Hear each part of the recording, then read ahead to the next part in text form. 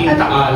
Kasi napapadala yung mga kahit sa ibang party ng ano, yung pagpuputo ng bulkan. Yes, so far, term bang program ang Batangas para... Every day we are monitoring, but according to VIVOX, yan naman na nasa alert level 1 pa rin kami.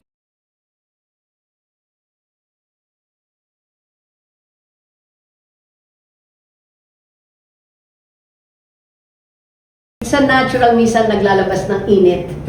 Pero so far, VIVOX naman ang report sa amin everyday, wala naman alarming so far kasi nasa alert level 1 pa rin kami. Yun. Ate, na-mention mo na parang movies lang yun, parang you're only as good as your last project. Yes. So nami-miss ka na namin sa... I miss you, darling! I miss you. When will you, do a movie? You know, what will convince you to do a movie again? I have a very good story. And supposedly, I was about, supposedly, gagawin ko na sana, no?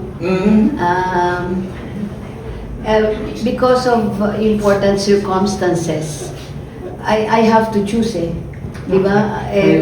Since first year ko, bitin lahat yung programa ko. Paano ko naman iiwan ito? Although yung puso ko rin ay nasa showbiz, nangihinayang ako. Pero hindi ko makakalimutan ng showbiz. I really don't know when, pero given a chance, talagang gusto ko gumawa. Ang ganda pa naman ng script, believe me. Ang ganda-ganda. Ikaw concept mo yung story? Hindi. Si Ricky Lee. Si Ricky Lee. Pero yun na yun muna. I cannot divulge on it till it's... Pero nangihinayang ako doon. Ambit kasama ko. Nangihinayang ako doon, Ambit. Pero alam ko, nakatabi lang naman yata. Di ba? Reserve din sa'yo. Nakatabi lang naman yata. Tsaka kasi... Willing to wait. Yung mga movies na ganyan naman, yung pinanghihinayangan ko, yung mga movies na bagay sa edad ko. You get me? Mananghihinayang ako kasi pwede sa akin. Ganon. Sa akin, ganda eh, no? Biglang ganon eh. And do rap when you talk politics at home?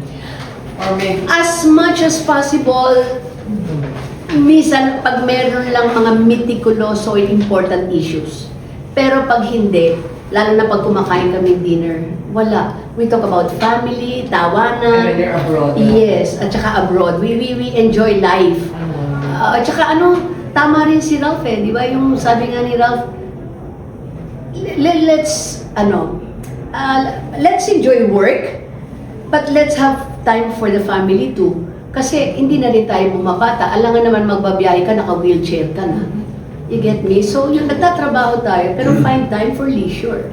And kailangan yun ng family. That's why yung huli namin sa Japan, my siblings were there, Lucky, my apo was there, Ryan was there. It's really family. O di na ka na uli, recharge ka na uli. So pagbalik ko ng trabaho, ano na naman, inspired ka na naman, di ba?